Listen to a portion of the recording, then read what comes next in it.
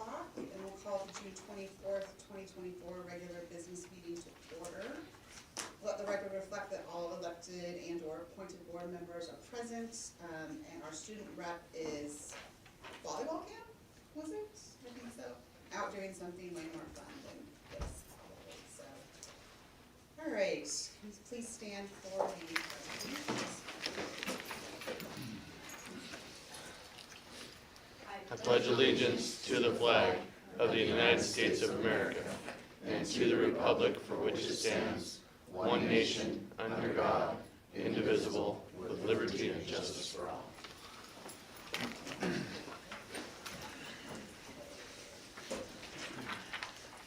Review of agenda. I know we are going to table contracts. Item number 7. Dan, any other changes? No other, no. So can I get a motion to approve the updated agenda?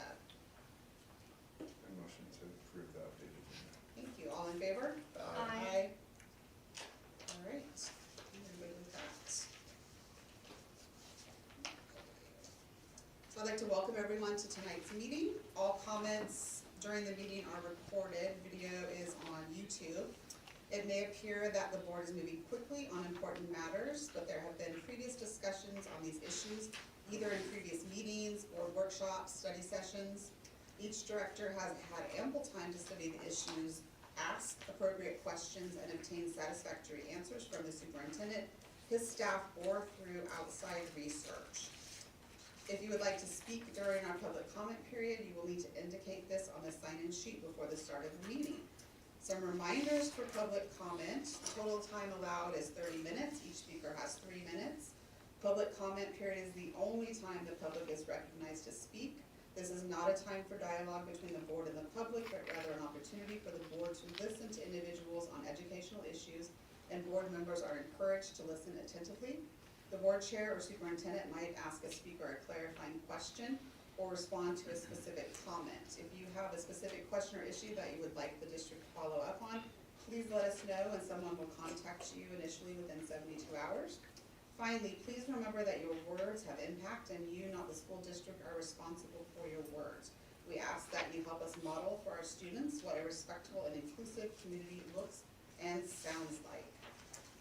We had a couple of questions from our last meeting, but I don't think those people are here, so we will email them individually.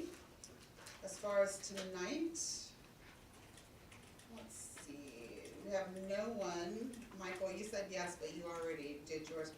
No one to speak. That's a first for a while, isn't it?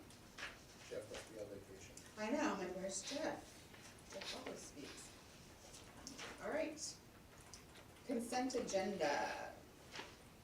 I will note that the consent agenda now includes routine yearly contract renewals in it. Did anyone have any questions or comments on the consent agenda? No. Okay. Can I get a motion to approve consent agenda, please? I make a motion to approve the consent agenda. All in favor? Aye. Aye. All right. So, do we have committee and association? Hi. Good evening, directors. So I'm here on behalf of SEA for a final little share out. This year we kicked back off some of our share outs by bringing building teachers to share some of the great things happening in our building. So we hope you've enjoyed hearing from some of our classrooms and some of the great things. And if you would like, we'll continue to do that next year. We're gonna let them take the summer off though. So I just wanted to use this time to highlight and appreciate the teachers that we had in our district that retired this year. So we had several teachers retire that some were only here for 6 years, others over 30. So we have quite the group here. One, Kathy Allen, I didn't get the actual number for her, but I believe she may have been over 30 years in our district. At least, Dan, do you know? Trying to remember. Upper 20s, if not more. Yeah. Kathy Allen was here at SES most recently as a 5th grade teacher. Phenomenal, and her students always learned a lot in her classroom and had very positive experiences. Amy Werner was a high school ELA teacher, both at the high school and served at SVO. And she's been here for the last 6 years, but hasn't been an educator long enough to retire, so we wish her well and appreciate her ending her service with us here. At the middle school, we had 2 teachers retire. Randy Bostick, who served 24 years at the middle school, taught science, STEM, and then I actually heard he even taught more things outside of that. He was a coach, so a phenomenal educator that spent and devoted his career here as well. Another teacher at the middle school, Heidi Harder, taught 27 years of math at the middle school. She was math primarily, but also taught history, had been a coach both for athletics and as an instructional coach for the district. So very grateful for her service as well. And then ending at Gold Bar, we had 2 amazing teachers out there retire this year as well. Carlene Crossman, who I believe served 25 years out at Gold Bar, and Phyllis Tubbs, who served 29 years at Gold Bar, primarily as a primary teacher, and she's also one of the phenomenal ladies who takes her kids for Forest Days. So really appreciative of the lifetime of service that many of these retirees spent with us here with our children, and wish them the best of luck. Thank you, and yes, we would like you to come back and Great. more when Okay, school starts. sounds good. We'll be here. And Thank you. thank you to all of those from the board for all those years of service. Thank you. Thank you. All right, Cameron is not here. Mary Ann, do you have any comments? No, I'm just gonna keep promoting shindigs. It's July 12th, 13th, and 14th. Be ready for traffic to get really even worse. Isaac? I've got it. Mike? We have a CFAC meeting Thursday, so please tell all your friends and family, and it'll be a fun-filled night. Dan will probably speak a little bit, so. Where's it gonna be? Middle school. Middle school library, What 6 time? P.M. 6 p.m.? About an hour. Going to go over the community survey that we took. Mike has moved the data around to get a better look at it and essentially make a plan moving forward. We didn't know that we were competing with the presidential debate, but I think our meeting's going to be a lot better. So please. I agree. All right, thank you. Mike Marin, hi. Moving right along here.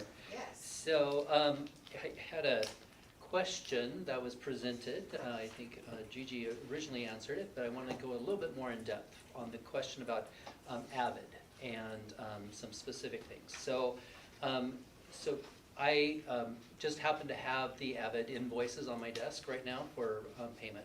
So what I would like to start with is that Avid is a grant-sponsored activity. No basic ed dollars are spent in that capacity. So, and the principals, our leadership teams approve those expenditures on their building leadership teams. So that's one of the activities that they do. So this year, the membership cost at both of the schools, this is each, is $4,499. And that is the membership, and that includes all of the rights to Avid and all of the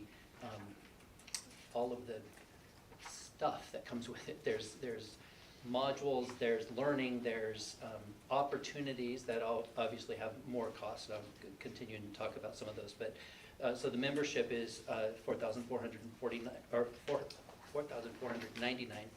Avid weekly subscriptions, and the value of Avid weekly subscriptions, I'm going to talk a little bit about how it was used in one of the classrooms. I'm just going to share on successes. That's $699, and that is a weekly, almost digital magazine, digital reader that is great to have a common source for everyone in the classroom to be able to use. And when we had the elementary program, we had Avid Elementary weekly, so that was another option, but we have since discontinued our use in the elementary setting. So and then we have 2 teachers, one that is coming back from, this is at the high school, 2 teachers that are they're not going to an institute, they're doing digital, virtual learning this summer, and that is $925. And what I asked of Avid Central, which is in San Diego, and our program manager, I asked if, was there any opportunities for assistance, and we got one of those was given to us on scholarship. So we're paying for one on the bill. So the high school's total is $6,109, and the middle school is $5,184 because they just have the membership cost and the Avid Weekly. So how many participated in 24? 134. 51 at the high school and 83 at the middle school. And the reason the number is lower at the high school is that there are many types of credits that kids need to have. And so they have more options, so therefore many of them. So that brings me right into the successes. What was the total amount? The total amount is $11,293. How many kids? 134. Yes, yes. So the successes. So I didn't quite know how to answer this, so I kind of went all around it. All of our graduating seniors that are in the AVID program are going to college, so that's a measure of success. Many of our current and past students are successful in their other classes. And for example, I happen to know a graduate that just graduated who had AVID in the middle school, but part of that preparation and that system that they learn, organization and the reading strategies and the writing strategies, all of those are that they have that ability to go into other classes and make that possible. One of the things when we try to go school-wide, our staff is trying to build as many skills as possible across the campuses.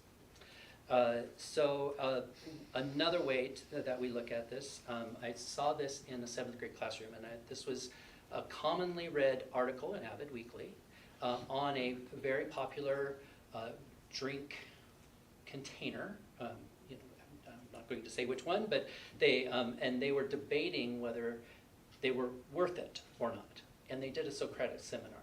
I'll quickly explain Socratic seminar. There are pairs of people, and so this inner circle are the only ones that can talk and ask questions of the others in the inner circle. The outer circle is the partner. That person's job is to listen to the conversation and then write notes, pass them forward on sticky notes, and then the person in the front then can participate in conversation, but then they have this constant stream of questions being asked. So it's just another way to activate more learning, more discussion, collaboration with a partner, but also demonstrating your speaking skills. The last one I'm going to share is one that we got from Quinn Lambert, who is the 8th grade AVID teacher at the middle school. And he, when our program manager, Casey Wilson, came from AVID, we go through all the classes. We made it to 5 of the 6 that we had this year. And we were in tutorials. Tutorials are typically done with one model is that we have adults that come in and they help us with those things. Another model is where we have college students come back and they help us with topics that the kids struggle with. But when we're kind of in a location where there's not a lot of that help, we usually put out the tutor language, the job each year. We don't get a lot. Jeff, who you mentioned earlier, is one of our tutors, and he does a great job at the middle school. So one of the ways that we can get tutoring is we train the students to be tutors for each other, because most of them are taking the same classes. They're in 8th grade, they're taking algebra. Typically, if you're an AVID student, you may be at that advanced math class, or you're doing something in an English class. Common teachers in the 8th grade, they all have those, and so that even if they may be in a different class period, they could be doing a similar activity. So the job of each person is to develop a tutorial record, and they decide what their problem that they're going to try to talk about, and they are given just a few minutes. They set it up visually on usually a whiteboard, or could be another method of doing that. They set it up and then they explain their problem, And then the kids around the class are asking questions of what around, and so they had, in this class, what we saw was 5 different groups of tutors. So taking the whole class and just it's about 3 or 4 in each group, and then the adults flow through, so the teacher and Jeff at this point. So what Quinn did, after having a discussion with Casey, who's our program manager, she said, this is the best tutorology class that I've seen in a middle school in a number of years, the whole time she's been with Abbott. So she said, what would be really cool is if you could do a video. And so that video is available if you would like us to forward on. So I would consider that probably a shining example of success. So, So I think I sent it out in a weekend update. About a half hour long. We can kind of scroll through. You get to see the nuts and bolts of how a tutoring class works. And one of the main premises behind it is that kids learn how to solve problems without giving somebody the answer. And so they learn how to ask good, more refined questions. Really good. If you haven't had a chance to take a look at it, I think I sent the link out, not this week ago, Saturday. there were little complications with the video link. That's what I had to figure out which method to get it to play. So, You then to tell us how to do that. yes, okay. Mary Ann, did you have questions for Mike? No, I really appreciate the presentation. You bet. Thank you. You bet. Isaac? No, very well done. No, great job. Thank you. Thank you very much. Have a- Appreciate it. Thanks, Mike. Great. Dr. Paul Douglas. Good evening, directors. Good evening. Just want to give you a couple updates from Special Services.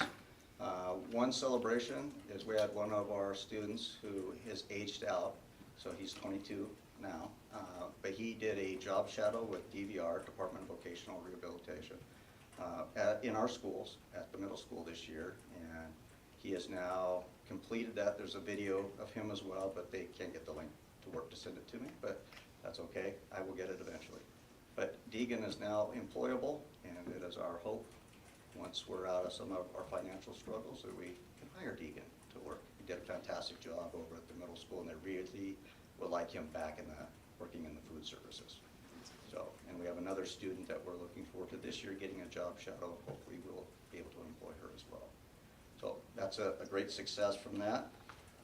One of the things I wanted to share is we received what we call it's an overview and a review of parents and families' involvement in their students' education in special services.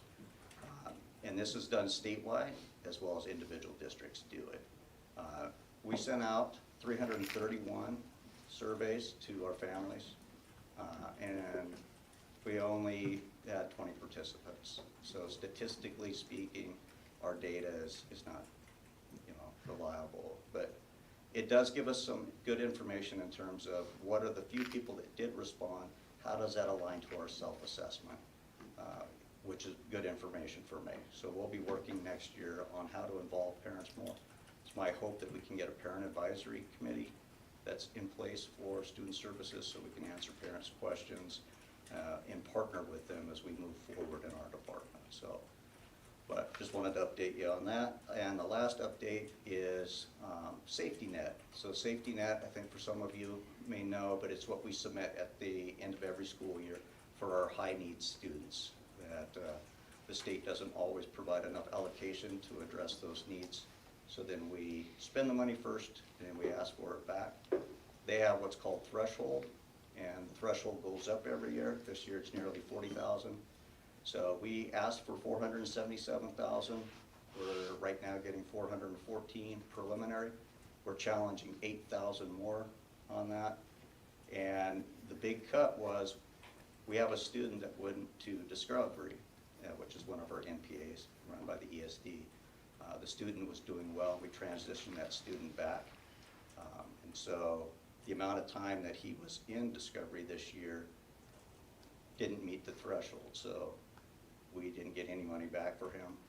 But the positive news is he's back in our schools and doing very well. So it's a success from that side. So that's it. Yeah. Mike, any questions? No, thank you. Isaac? Maria? Thank you very much. Thank you.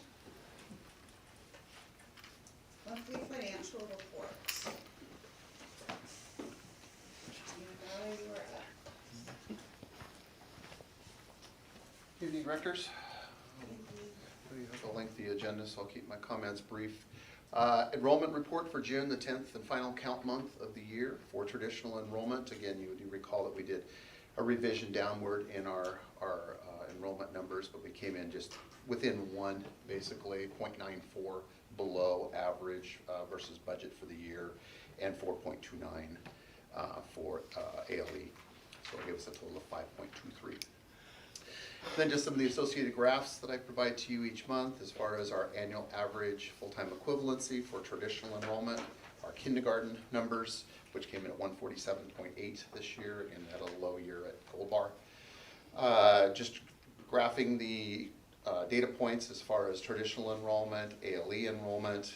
Traditional enrollment, I guess the only comment I would say is that actually ticked up slightly through the last 3 months of the year, which is typically not what we see. We typically start to see enrollment start to tail off in the last 3 months of the year, and we did not see that this year. It's actually slightly increased over those 3 month period. So ALE, again, started out below budget, met budget in March, went slightly above in April, came back down, and then ended just below in June.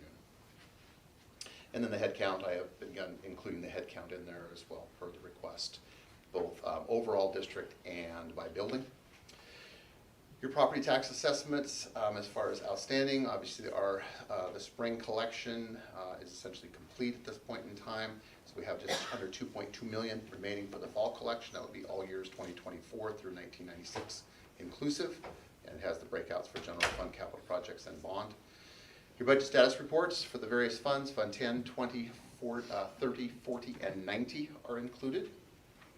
I won't take up your time to read those numbers necessarily. Unless you have questions, I'll be happy to answer those. As far as the exceptions reports, for all objects, salaries, benefits, material supplies, and operating costs, through the month of May, we are 1.8% below budget proportionately. That breaks out fairly evenly. Salaries and benefits 1.9% below, material supplies and operating costs at 1.8% below proportionate share for this year. Then looking at the fund balance, again for the month of May, $2,268,701. Projecting out based on current best information, just under 1.1 million for August of this year. And then some of the detailed breakdown on how those numbers are derived is down below that. And then the 6-year general fund monthly balance trending, again, it's pretty predictable. Pretty similar as it is year over year. And if the just under $1.1 million holds, that would be 2.8% as far as versus expenditures. Questions? Marianne, questions? No. Isaac? Mike? No. I have none. Thank you. Thank you. Thanks, Dave. So at 5 o'clock, we held interviews for our open board director position. And we had one interview. So now the board will vote, yay or nay, basically, on our one candidate, which is Michael Butler. So I will start with, we have to do individual votes. Mike, yay or nay for appointing Michael? Yay. Okay. Mine's a yay. Isaac? Gonna type a yay. So I guess congratulations or sorry, one of the two, you're with us now. Congratulations to you, and I'm so sorry. So Dan is gonna do your oath of office, and then you get to come sit up at these wonderful folding tables with us. Well, welcome, Michael. This is the most important work you'll ever do. Absolutely, thank you. Good to meet you. If you'll Pleasure. stand up, and Yes, sir. I'll let you read this, and raise your right hand. And I try to do this just a few words at a time, and then you would follow me so we can get through it. You got it. And I find that I go a little bit fast, but I'll try to slow down. So I'm in the middle part of the page, All right, thank you. and I'll start with I, Michael Butler. So I'll start, raise your right hand. I, Michael Butler, do solemnly swear I, Michael Butler, do solemnly swear that I will support the Constitution of the United States and the Constitution of the State of Washington, that I will support the Constitution of the United States and Constitution of the State of Washington, and will faithfully discharge the duties of the oath of office of Sultan School District Number 311, and will faithfully discharge the duties of the oath of office of Sultan School District Number 311, Director District Position 3, according to the best of my ability. Director, District, Position 3, according to the best of my abilities. Welcome. Thank you. I gotta put these outside. You can have a seat. Thank Really comfy chairs. All right, we have approval of cheerleadership camp. Hi. Hello. And I will note, you are not asking for money, correct? You're just asking for permission to go. You're welcome to give us money if you'd like, but no, we're not asking for money. Well, the Turk Fan Club's right there, so. you can Hi, I'm gonna be asking you guys for money later. So just it's something that we do every year. They've been doing it, from my understanding, since like the 70s, going to the same camp. We go to cheerleadership camp at Central Washington University, which is put on by the Washington State Principals Association under the Student Leadership Program. We get cheer skills from United Cheerleaders Association, which we have one of the alumni working there this year, my son. And then we get supervision and leadership from the Principals Association. So we have parents who arrange carpooling down there. Student drivers are not allowed. Overnight accommodations are at Central Washington University, and then we have both male and female chaperones put on by the Principals Association who hires that staff. So yeah, it is going to be July 8th through July 12th. I don't have any questions. Do you have any questions? No. Isaac? No. Marianne? Girl, don't even get started. I've been to cheer camps. Yeah. Have fun. Thanks, you know what I'm up against. Michael, questions? No, ma'am. All right, so can I get a motion to approve? I make a motion to approve cheer going to overnight Leadership camp. camp? That, yeah. All in favor? Aye. Thank you. All right, thank you. Thank you. Hopefully that was painless enough. It was. Recognition of Turk Fan Club. Want to take a minute to recognize Turk Fan Club. Gigi Golden, one of our board members, and several representatives are here. I have to- Stand up, please. Yes. 45 minutes. So,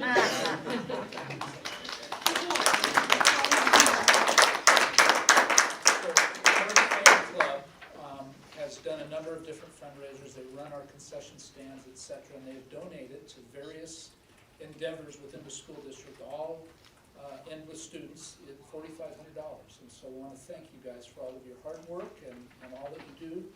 I personally worked in some of the concession stands for them, and I would encourage everybody to do that because it's rewarding. But we want to thank you guys so much for all that you do to support students, support the Sultan School District, et cetera. So And I have to say something. So Jamie and Polly have done this, how many years now? 6. Say that's just so exciting. Charlie, when did I start? I don't know, it seems like 20.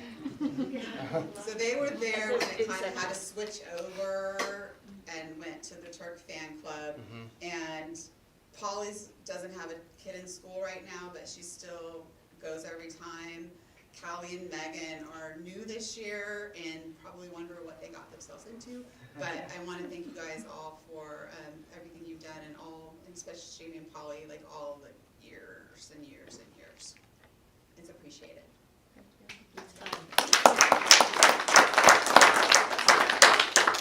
And if you don't want to stay for the rest, you don't have to. Don't feel bad if you want to leave, but thank you. Recognition of transportation achievement. yeah, I want to just put this on the board agenda. It's just a quick recognition that a lot goes behind the scenes to keep our buses running, keep them safe, and make sure that they're running according to the standards set by the state of Washington. And so at least yearly, the Washington State Patrol comes through and does inspections. Charlie is the director of transportation. And I just recently, beginning of this month, got this letter, and I'll just read it to you really quick.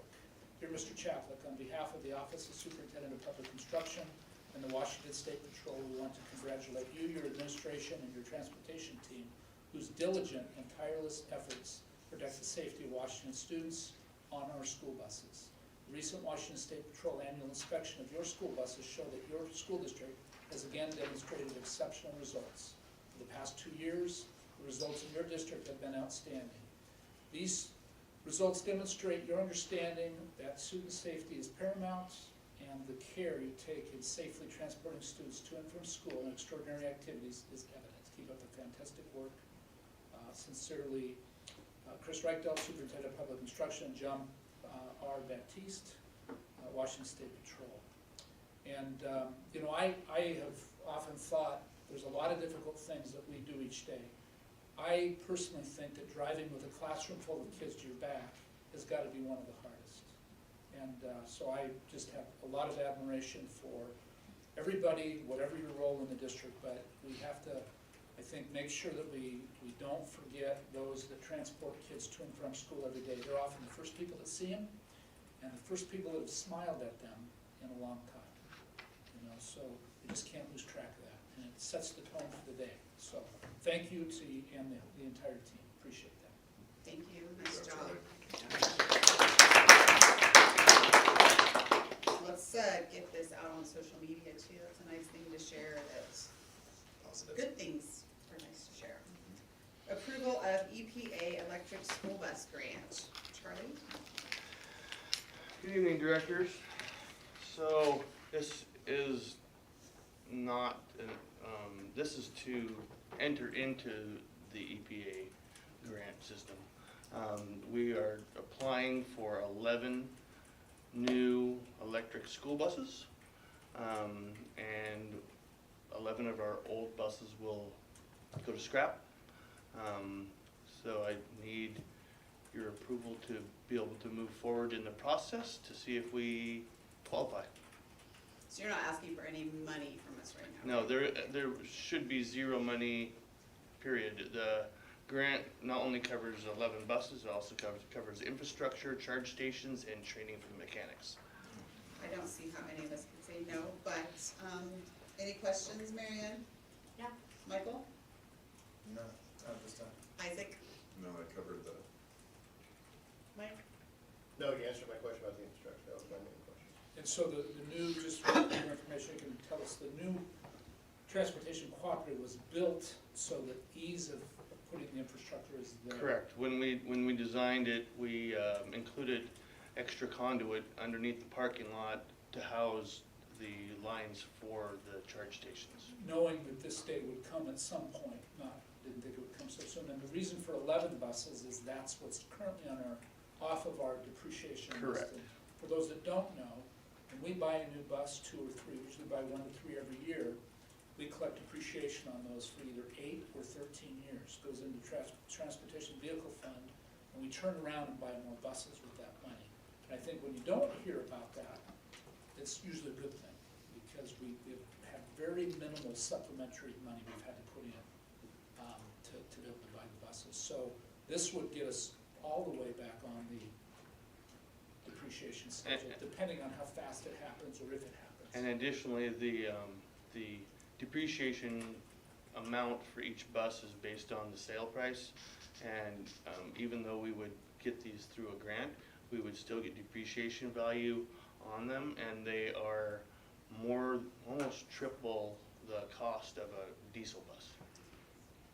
All right, can I get a motion to approve EPA electric school bus grant? I motion to approve EPA school bus grant.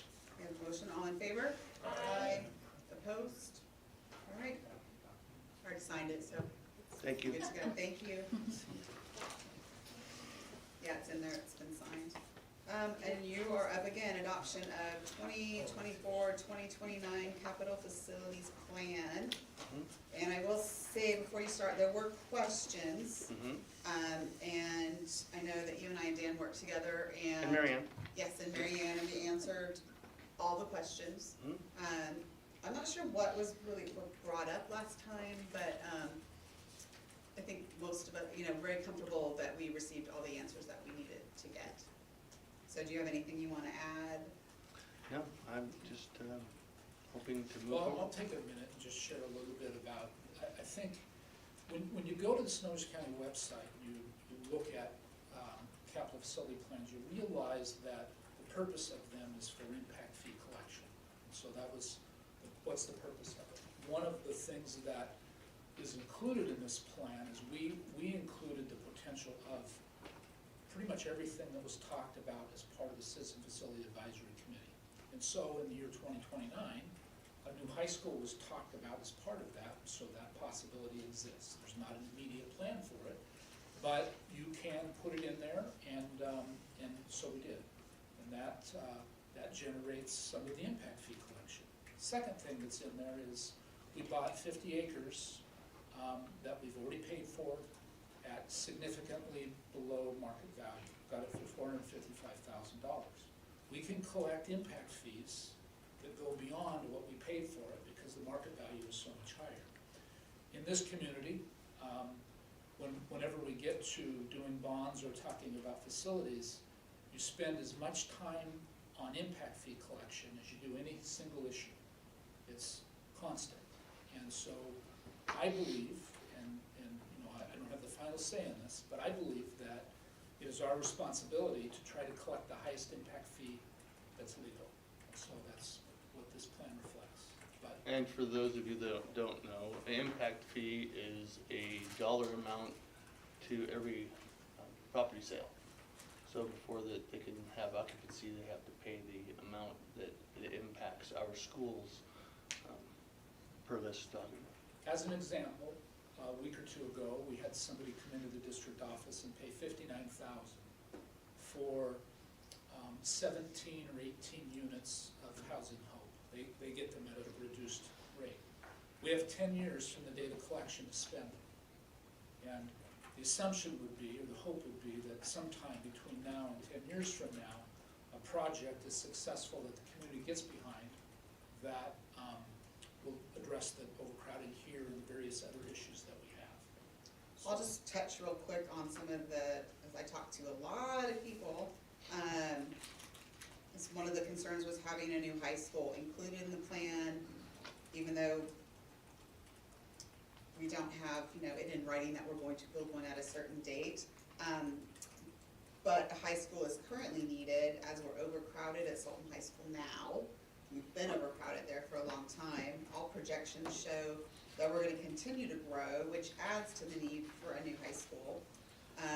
That includes projections from an independent demographer. It was in the previous capital facilities plan, the need's still there. The CFAC has a new high school in the second phase of the facilities plan. And there really is no risk to having the high school in the plan. So it's kind of a win-win, and to me at least. So can I get a motion to adopt the 2024 to 2029 capital facilities plan? Motion to approve. All in favor? Aye. Opposed? Nay. And it passes. Thank you, Charlie. Thank you. Appreciate it. We are tabling the approval of non-represented administrator contracts, so the board has time to discuss in executive session, and we will get back to those after we've done that. Approval of certificated administrator salary schedule. We have tongue twisters. So I'll just give a little more to this. What's reflected on this salary schedule is the IPD, which is it's called the implicit price deflector, similar to an inflation tool. It's what they use in Washington State. And so out of the legislative session comes money for this that we typically pass on to employees. And so what our history has been is that when we give it to some, we give it to all. This salary schedule reflects 3.7% increase over last year, which was the implicit price deflector. Does anyone have any questions? Mike? No. Isaac? Do not. Mary Ann? Michael? Okay, I have none. Can I get a motion to approve the certified administrator salary schedule? Motion to approve. Thank you. All in favor? Aye. Opposed? All right, good to go. Budget update. Dan?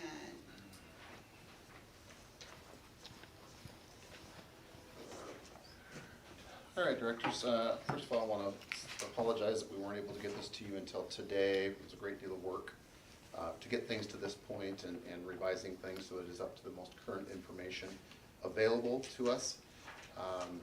This is, again, this document, we call this a resource to program expenditure document. I mean, I will go through this. Basically, the blue column is your salaries and benefits totals, which is now on draft 9. At this point, we are projecting total salaries and benefits for 24-25 of $32,718,505, which would be approximately 79% of the proposed budget. For material supplies and operating costs in the kind of peach colored there, which is draft 5, $8,914,456, which comprises approximately 21% of the proposed budget. Have gone through and verified these information in the column on the far right, verified in Q for cumulative, which is our software program, so that the amount of the information that is shown on this report mimics what is in the software program, because I will have to be moving here very shortly to actually formally getting this produced into a F-195 document to be available for public review on or before the 10th of July. As far as the down there in the summary portion, down in the bottom left-hand corner, again, the salaries and benefits, brings that number over, $32,718,505. Material supplies, operating costs and capacity, $8,914,456.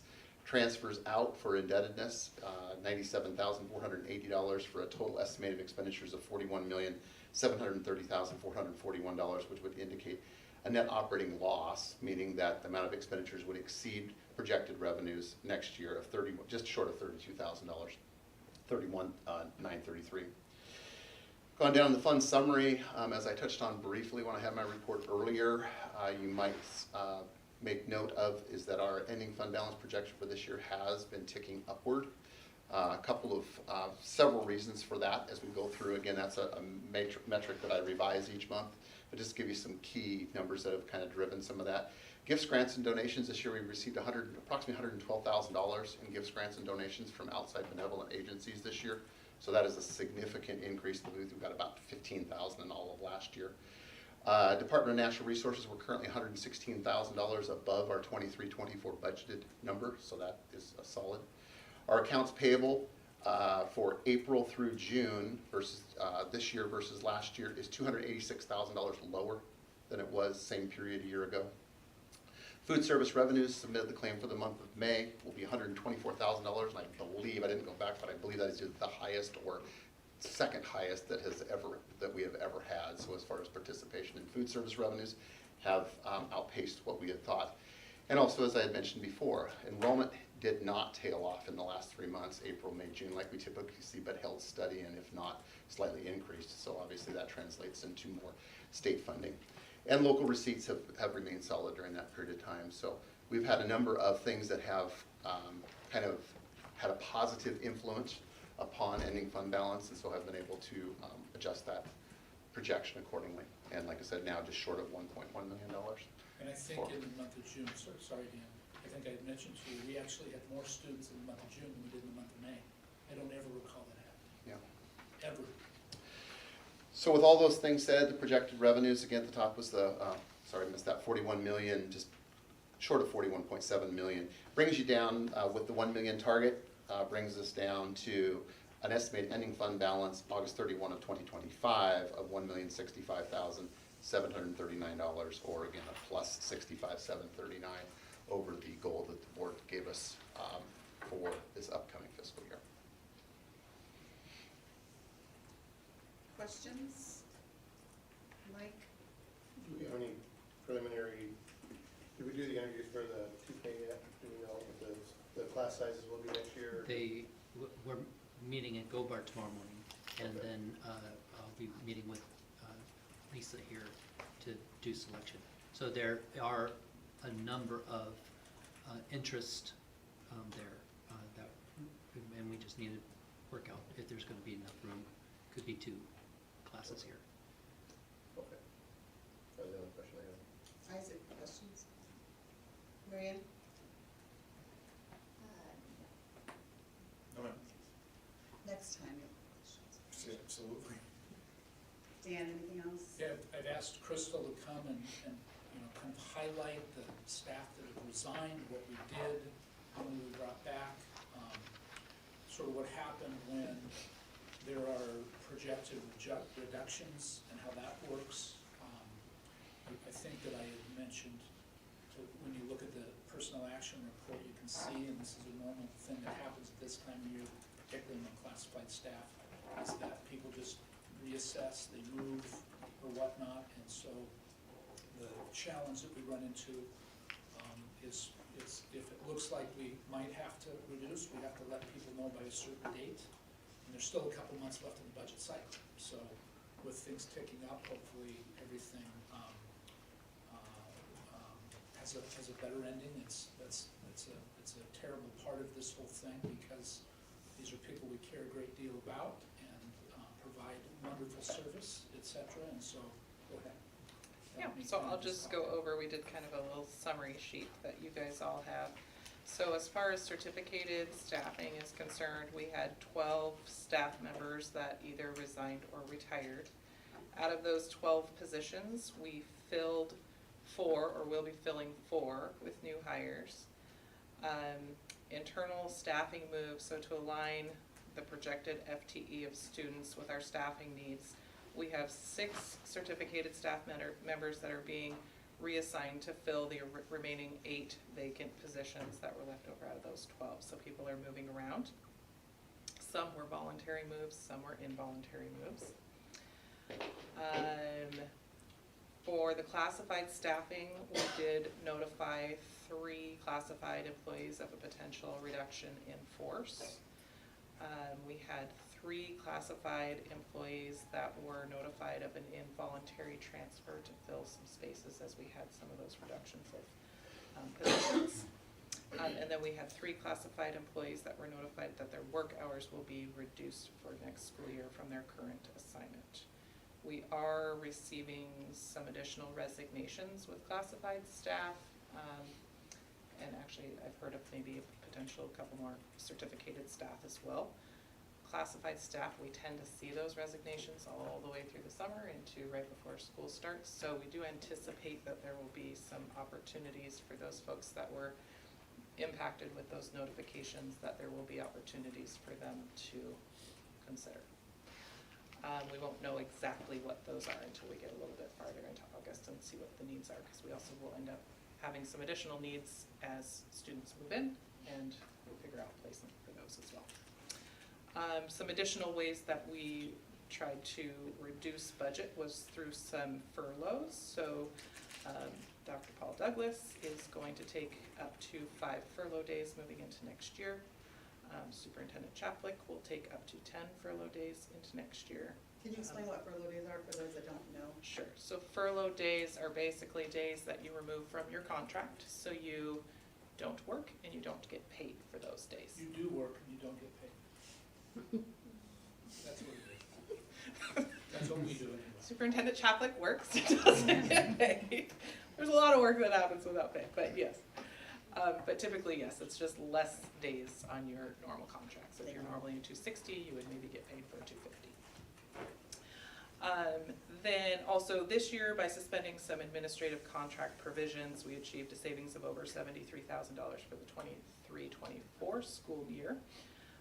In addition to some select staff also taking additional furlough days for this year as well. So kind of the bigger picture of what took place is we, going into the 23-24 school year, set an enrollment number more aggressive than we've done in the past. Typically it's pretty flat or pretty conservative. And there was a couple reasons for that. If we set a lower enrollment, then we were going to have to reduce. There are a couple of buildings that were staffed, needed to make some adjustments in staffing, mostly at secondary.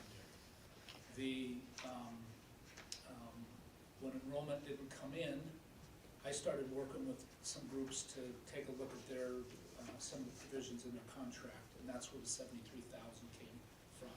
And so we either started last year doing this, or we grew. There was enough building going on that there was signs that this could happen, but it didn't. So what we did from the end of the 2023 school year to the beginning of this year is we actually regressed a little bit over the summer, okay? And that's just part of being in an area where you have a lot of transient population. Probably the wrong word to use, but you know what I mean, moving in and moving out. So from September to June, we grew by 35 FTE. So students were coming in and it's like, but we had to be much more conservative in budgeting enrollment for the 24-25 school year, which we were. And it sets us up on a path to deliver a ending fund balance next year that's back to the 4%, which is what we discussed earlier in the year. So the up to 5 and the up to 10, we'll make a, we'll make a determination on those depending on where budget is and all that kind of thing. But that's, I did this 10 years ago when we had the housing crisis. Not that many, but it's just part of what you gotta do. And so what you see in those other contracts is essentially IPD. And so we'll have to have a discussion about those things. Yeah, we'll discuss contracts. And then, so how are you guys feeling as far as our enrollment projection for next school year? I feel good. I think it was set conservative. It's set at a number lower than where we ended the year. And so when you look at the overall average, it was picked at a place that gives us a little a chance to back off. But that's part of what drives your revenue forecast, which ultimately makes some of these decisions that we make, is that you're planning for less revenue. The challenge would be is we're not 100% sure what exactly the pattern of kindergarten at the gold bar is going to be. Just not sure. This school here has the highest kindergarten enrollment by this date that we've had at this time of year. We're 21% above what the next highest number was. We've already got 85 enrolled, and I met with a lady today that was there to talk about enrolling her son or daughter. And so when you look at that and you look at all the homes being built and different things, I'm confident that we'll do okay, but we set it pretty conservatively. I don't know that we could have gone much more and been realistic, because you just don't know. The truth of the matter is families are making different decisions, and it isn't everybody just enroll their son or daughter in public school. And so we have to be mindful of that and make sure that that we really understand that our existence depends on students. We're here. I tell the administrators all the time, no students, no need for any of us. Let's not lose track of that. Yes, I think we all agree our money needs to be spent on students first, and what's the best for them. Mike, do you have any questions that we won't discuss? Not at this time. Isaac, Marianne? Are you sure furlough means return to work? Well, maybe that's what I've always done. That's what he did. How many furlough days did you do this year? 5. 5, and so he worked for 5 days, but didn't get paid for those 5 days. So I just, Kind of like. I didn't want to bring it up. It's not here to say, hey, look at me, but since the question came up, I just thought maybe I didn't get the memo, you don't work, so I come to work. And I will next year as well. Yeah, we're keeping it that way. It doesn't get changed. But I didn't want that, it is what it is. Okay, thank you. Cool. Anything? No. Okay, so we'll have more, but thank you. Appreciate it. Approval of Music for Life, and this is another one that's not requesting any money. Just needed approval to participate in the program, correct? Yeah, so Music for Life was started in the Seattle School District, I think back in 2007. And the brief purpose of it is to get refurbished, secondhand use, donations to get music instruments in the hands of students that are more in the impoverished level. And so there's a local teacher, I don't think she retired from Sultan, but she's in the area, who is offered to be the president of the local group here in Sultan. The Music for Life has a group that goes out and tries to collect these instruments from various people all over the place and give them directly to the school. So there's no cost at all. I think it's wonderful, and I don't think that I don't have any questions. Anyone have any questions on it? Just give us the stuff, okay? Can I get a motion to approve Music for Life program? My motion to approve. Thank you, all in favor? Aye. Aye. Okay. We have to read it. There you go. Approval of Graduation Alliance to develop a middle level portal. And this again is not requested in any. So one of the things that when they talked about at graduation, this past week ago Saturday, one of the things you might have picked up on was, of the 117 graduates, a few were from SVO, Graduation Alliance, and SVA. The purpose of putting some of those programs in place back in 2007 was kids don't all fit into our brick and mortar schools. Okay?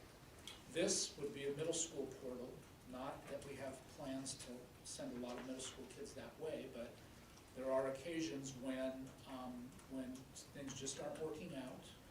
And so this would open up an ALE part of that, which is alternative learning experience, where we could allow a middle school student to immediately enroll in there and start to take classes who has fallen way behind over the course of the school year to get caught up, etc. You can only collect apportionment for 10 months. And so if a student has been enrolled in our general public middle school for the 10 months, then we have been paid for all 10. The way our relationship with them works is if they enroll for the summertime, and we've collected for those 10 months, the student attends for free. Okay? If they've only attended, or if they've only were enrolled in our schools for 8 months during the regular school year, and there's 2 more months you can collect, then there's a summer apportionment you can collect. And so we would collect. So I think the bottom line is there's no cost to do this. Mike? I would be choosy on how many kids we let in. Questions? No. Isaac, questions? Marianne? You mentioned how many kids did we have graduating from high school this year? There's 117 that were done by graduation. There's 13 that will be done soon. Perfect, thank you. That was my only question. So 130 is going to be a better number. If there's no cost, why be choosy about who gets in? Because this is really only for somebody, I think, that doesn't plan to come back to the public school. Meaning, we don't, the spirit of the program will be kind of burned if I just go enroll a bunch of kids for summer school at no cost, and then they come back to us in the fall. Okay. This is a student that I don't think will come back to middle school. Gotcha. Can I get a motion to approve Graduation Alliance to develop a middle level portal? I make the motion to approve the portal. Graduation Alliance to Yeah, develop yes. a middle level portal. All in favor? Aye. Aye. Opposed? Approval of superintendent assigning task force for district name and SHS mascot change. So this is basically just us giving approval for you to start up a committee for that. Yes. Did anybody, we discussed at the last meeting, does anyone have questions on this, Marianne? No, this is, It's what we wanted to do, so. I was gonna say that one's mine, no, it's what Mr. Rudd did in his presentation. Yeah, no, I'm fully on board with that. Isaac? No, everything I'm hearing from the community is it needed that. Michael? Nope. Mike? No. I have no questions, so can I get a motion to approve superintendent assigning task force for district name SHS mascot change? A motion to approve. Yeah, okay, we'll get the rest of it. All in favor? Aye. Opposed? All right. Turn the page, sorry. Adoption of WASDA's model policies for parents' bill of rights alignment and interpretation.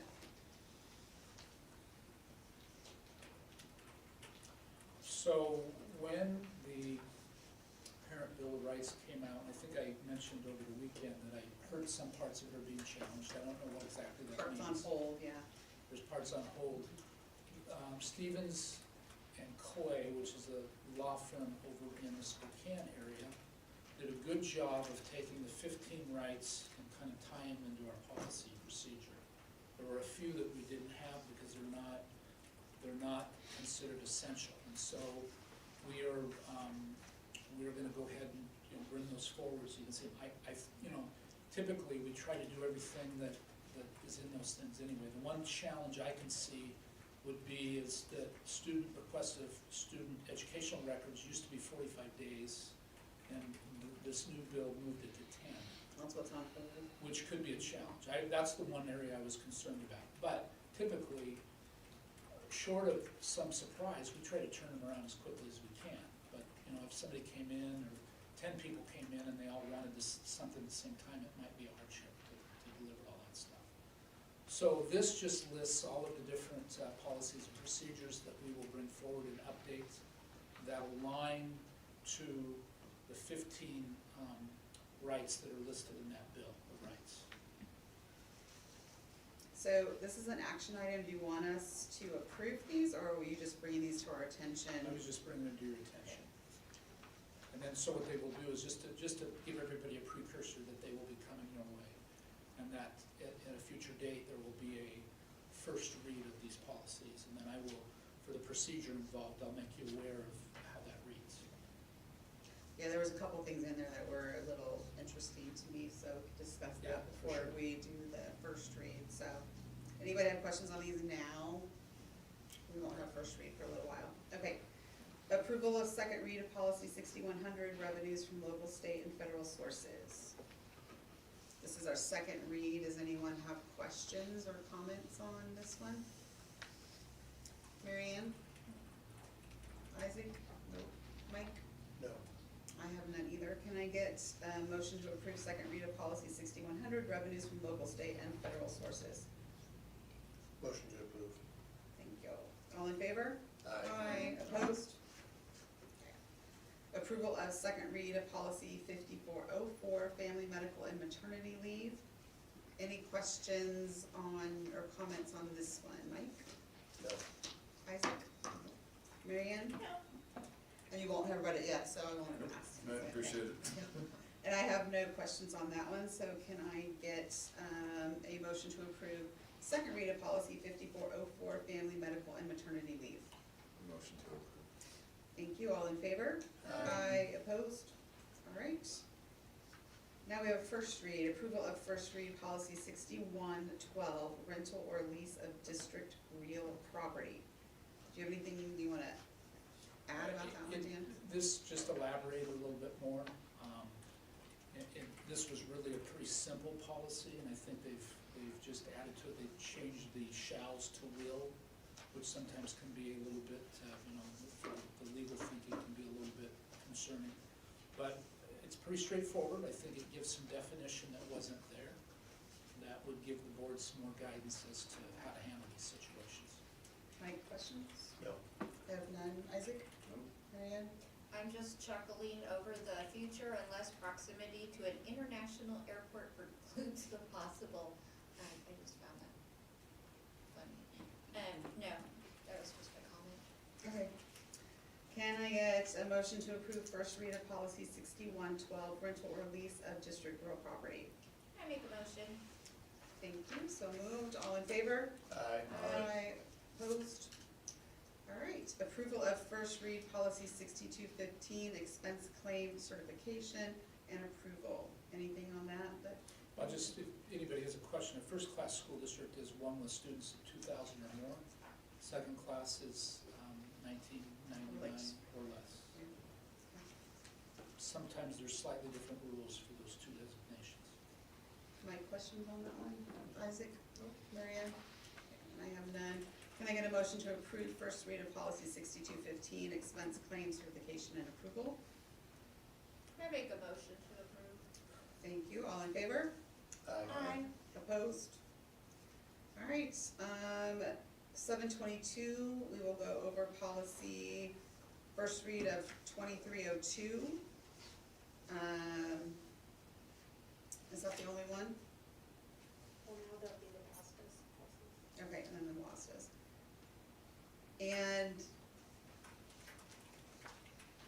my comment on that one would be, should we push, since that's instructional use of films, videos, and internet-based materials, should we move that back a little ways, so that we can make sure we get input from our staff? There was some, who did you get input from? I talked to principals, talked to teachers, and I talked to a student. So, Go ahead. I was gonna say, maybe we can have a little discussion and you can let us know, how many people were talked to make sure that everybody's voice was heard, before we move forward on doing, implementing I it. think a lot was trimmed out of it. That were the concerns that were stated earlier. Is that accurate? That's correct. And one of the teachers that spoke was one of the people I talked with, Perfect. gave input. Okay. Yeah, we just wanna make sure that everybody's input is received. Thank you. Superintendent's report. Go down here and this up. We're speeding along, Dan. You're slowing us Yeah, down. sorry, I was looking at my own notes that I wrote in here. Preliminary summative assessment results, 3 schools, Sultan Middle School, Sultan Elementary, and GBE. I got notified last week that they're getting recognized for closing the gap and solid student growth. We have seen signs of this starting to happen. 3rd grade summative results have improved quite a bit. And so we're excited about that. I think early learning and various things come into that. And the reason why, I would say that it is important is that these measures of student growth give us some feedback on how students are doing on the grade level standards.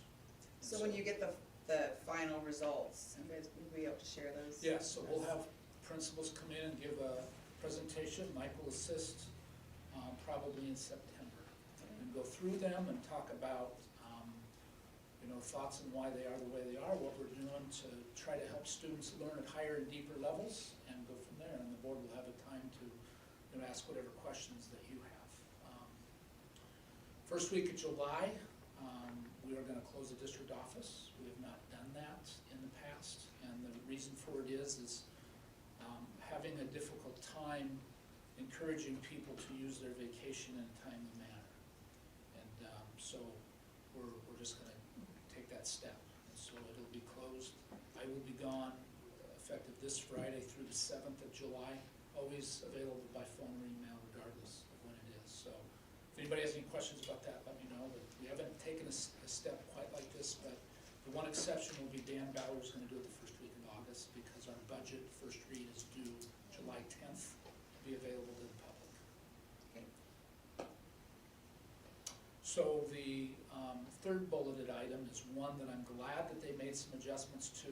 We've worked with various legislators trying to get more facility grants and facility funding through the SCAP program available for schools our size. And it used to be 1,000 or less. And so they've raised this up to 3,000 students. And so Charlie and I have been working with the Department of Enterprise Services, and we're going to enter into the first step where we're going to apply for a grant to do a study on what building systems we might be able to apply for that are part of the ICOS system, which is, sorry to use all these different acronyms, that's part of the facilities ratings that we go through, where a group of folks will come out during what's called a study and survey, and they'll analyze the structural engineering, the electrical part of it, the plumbing part of it, and they rate those building systems and what useful life they have left. And so we've got a couple of them, this school, the roof, and a couple others where you're on borrowed time is essentially what you're on. And so that's just an example. And so we would want to apply for this grant through them. There's not a cost to us. And the grant we could receive it's still a little ways out, would be up to $6 million. That's the maximum we could. Now, the caveat to all of this is the money that funds this is the capital gains tax that's on recall right now. So that's something for everybody to think about. None of us in here, I don't think, qualify for it, but that's what it is. Wish we did. Anything else? That's all I have. Okay. We do have executive session to go over performance of public employees. So it's 7:09. He's going to come back at 7:20. Give us 10 minutes-ish. Good with that? He did. All right, can can I get a motion to adjourn? The executive session, I make a motion to adjourn. Yeah, we're gonna adjourn and then we'll do the executive session after that, so just a motion to adjourn. Motion to adjourn. Thank you very much. All in favor? Aye. Aye. All right.